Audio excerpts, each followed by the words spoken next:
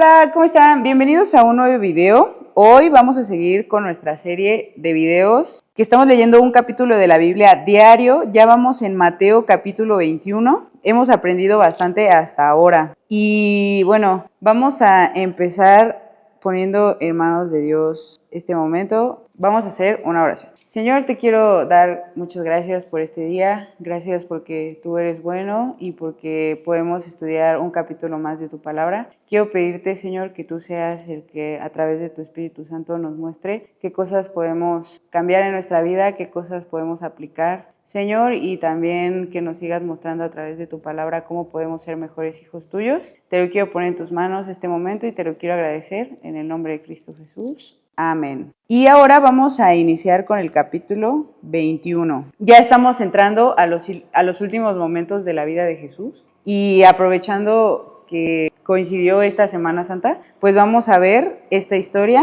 Estos episodios van a ser un poquito más rápidos porque vamos a ver pues en sí historia que podemos aprender de la vida de Jesús. Y dice el capítulo 21, versículo 1. Cuando se acercaron a Jerusalén y vinieron a al monte de los olivos, Jesús envió 2 discípulos diciéndoles: Id a la aldea que está enfrente de vosotros y luego hallaréis una asna atada y un pollino con ella. Desatadla y traédmelos. Y si alguien os dijere algo, decid: el Señor los necesita. Y luego los enviará. Todo esto aconteció para que se cumpliese lo dicho por el profeta cuando dijo: Decid a la hija de Sión: he aquí tu rey viene a ti, manso y sentado sobre una asna, sobre un pollino, hijo de animal de carga. Y los discípulos fueron e hicieron como Jesús les mandó, y trajeron el asna y el pollino, y pusieron sobre ellos sus mantos, y él se sentó encima. Y la multitud, que era muy numerosa, tendía sus mantos en el camino,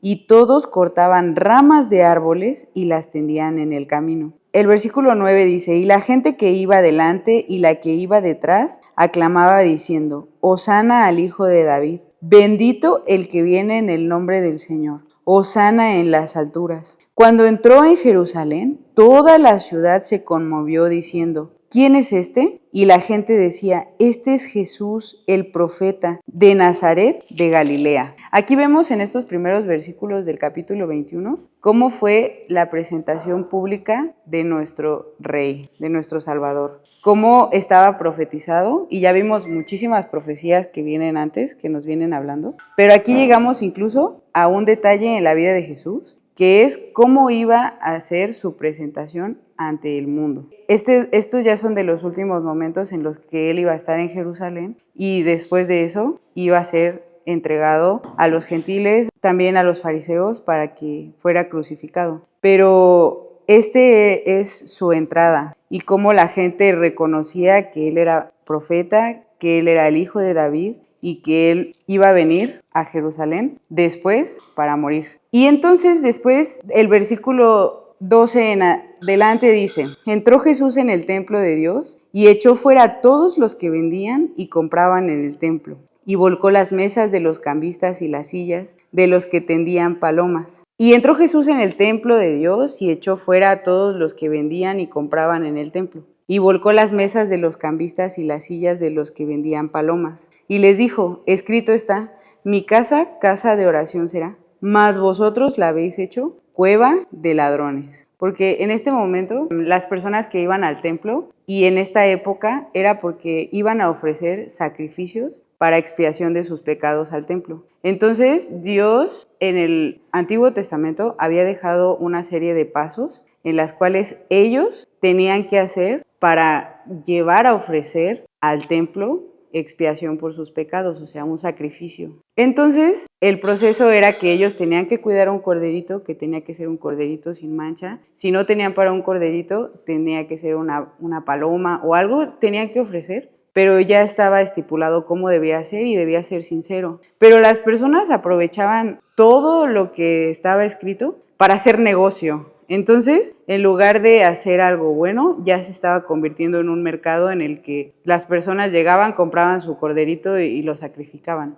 No hacían todo el proceso completo, no lo hacían con un buen corazón o con buenas motivaciones, sino solo por protocolo o por hacerlo. Por eso Jesús se enoja y dice, mi casa, casa de oración será llamada, mas vosotros la habéis hecho cueva de ladrones, porque esto lo que estaban haciendo era enriquecerse ellos y pues realmente no estaban haciendo estos sacrificios como Dios lo había mandado ni con buenas motivaciones. Y después el 14 dice, y vinieron a él en el templo ciegos y cojos y los sanó. Pero los principales sacerdotes y los escribas, viendo las maravillas que hacía, y a los muchachos aclamando en el templo y diciendo, Hosana al hijo de David, se indignaron y le dijeron, ¿oyes lo que estos dicen? Y Jesús les dijo, sí, nunca leísteis de boca de los niños y de los que maman, perfeccionaste la alabanza, o sea, de los pequeños. Salió fuera de la ciudad a Betania y posó allí. O sea, solamente entró, dejó en su lugar a estas personas que estaban vendiendo en el templo, puso en su lugar a los fariseos y después salió. Y dice, por la mañana, volviendo a la ciudad, tuvo hambre y viendo una higuera cerca del camino, vino a ella y no halló nada en ella sino hojas solamente y le dijo, nunca jamás nazca de ti fruto. Y luego se secó la higuera. Viendo esto los discípulos decían maravillados, ¿cómo es que se secó enseguida la higuera? Respondiendo Jesús les dijo, de cierto os digo que si tuviereis fe y no dudareis, no solo haréis esto de la higuera, sino que si a este monte dijereis, quítate y échate en el mar, será hecho, y todo lo que pidiereis en oración creyendo, lo recibiréis. Cuando vino al templo, los principales sacerdotes y los ancianos del pueblo se acercaron a él mientras enseñaba y le dijeron, otra vez Jesús de Betania ya regresa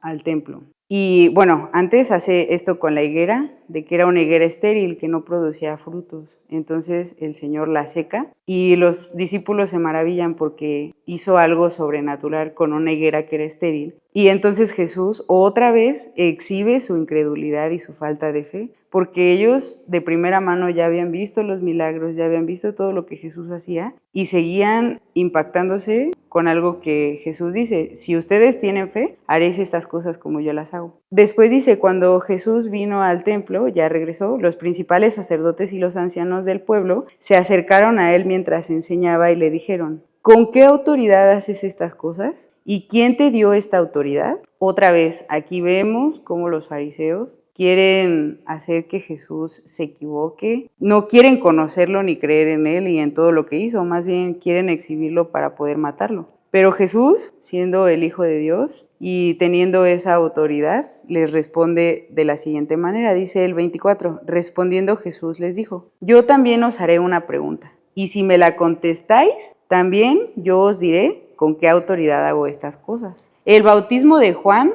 ¿de dónde era? ¿Del cielo o de los hombres? Ellos entonces discutían entre sí diciendo, si decimos del cielo, nos dirá, ¿por qué pues no le creísteis? Y si decimos de los hombres, tememos al pueblo porque todos tienen a Juan por profeta. Entonces aquí Jesús está poniendo prácticamente a los fariseos entre la espada y la pared, ¿no? Entonces obviamente ellos no le respondieron a Jesús y dijeron, no sabemos. O sea, así como de, no queremos meternos en esos problemas, no queremos aceptar ni una cosa ni otra, porque en esta pregunta las dos cosas que acepten va contra ellos por sus actos. Y lo que dijeron fue, no sabemos. Y él también les dijo, tampoco yo os digo con qué autoridad hago estas cosas. Y después viene una parábola que se llama la parábola de los dos hijos, que recordemos otra vez, las parábolas son historias que Jesús nos dejó para que nosotros pudiéramos entender cosas espirituales. Y dice el versículo 28, ¿pero qué os parece? Un hombre tenía dos hijos, y acercándose al primero le dijo, hijo, ve hoy a trabajar en mi viña. Respondiendo él dijo, no quiero. Pero después arrepentido fue. Y acercándose al otro le dijo de la misma manera y respondió él diciendo, sí señor, voy, y no fue. Y aquí Jesús hace una pregunta, ¿cuál de los dos hizo la voluntad de su padre? Dijeron ellos, el primero. Jesús les dijo, de cierto os digo que los publicanos y las rameras van delante de vosotros al reino de Dios, porque vino a vosotros Juan en camino de justicia y no le creísteis. Pero los publicanos y las rameras le creyeron. ¿Y vosotros viendo esto, no os arrepentís después para creerle? aquí Jesús está dando dos ejemplos de dos personas de las cuales podemos aprender y aplicar algo a nuestra vida. La primera es alguien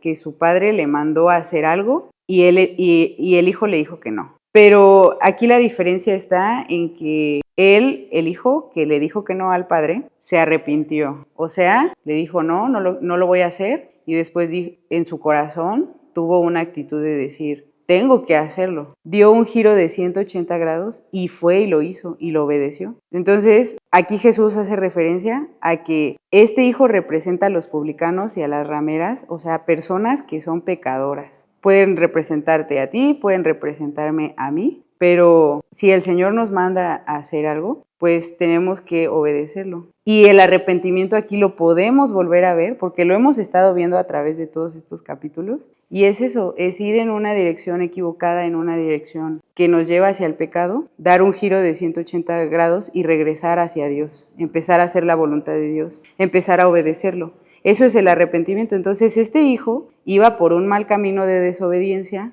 se arrepintió, dio un giro de 180 grados e hizo la voluntad de su padre. Fue a trabajar en su viña, fue a predicar, cambió su vida. El pecado fue transformado en algo que quedó en el pasado y ahora él luchaba para trabajar en la obra de Dios, compartir a otros. Y el otro, el que le dijo sí voy, no hizo la voluntad de su padre y representa a los fariseos y a las personas que no quieren hacer la voluntad de Dios, que Dios les mandó algo y no creyeron, que vieron los milagros de Jesús, que vieron cómo Juan predicaba y no se quisieron arrepentir. Entonces son esos hijos desobedientes. Y el versículo 33 dice, oíd otra parábola. Hubo un hombre, padre de familia, el cual plantó una viña, la cercó de vallado, cavó en ella un lugar, edificó una torre, la arrendó a unos labradores y se fue lejos. Y cuando se acercó el tiempo de los frutos, envió sus siervos a los labradores para que recibiesen sus frutos. Mas los labradores tomaron a los siervos y a uno golpearon, a otro mataron y a otro apedrearon. Envió de nuevo otros siervos más que los primeros, e hicieron con ellos de la misma manera. Finalmente les envió su hijo diciendo, tendrán respeto a mi hijo. Mas los labradores, cuando vieron al hijo, dijeron entre sí, este es el heredero, venid, matémosle y apoderémonos de su heredad. Y tomándole le echaron fuera de la viña y le mataron. Cuando venga pues el señor de la viña, ¿qué hará con aquellos labradores? Aquí Jesús está dejando un ejemplo de lo que iba a suceder con él. Los labradores primeros representan a los profetas que fueron al pueblo de Dios y el pueblo los golpeó, los mataron y sufrieron. Y después el Señor fue mandando profetas que no escucharon hasta que finalmente envió a su Hijo, o sea, Jesucristo, para que lo respetaran, lo siguieran, vieran que era el Hijo de Dios, que hacía milagros. Pero ¿qué hicieron estas personas? Lo mataron. Y eso lo vamos a ver en capítulos después. Pero dice, ¿qué hará el Padre con estos labradores? Le dijeron, a los malos destruirá sin misericordia y arrendará su viña a otros labradores que le paguen del fruto de su tiempo. Por eso es que el Evangelio ya no solo es de los judíos, sino que se abre a todo el mundo, que son los otros labradores en los cuales el Señor arrendó su viña, que es el mundo, para que nosotros vayamos a compartir de él.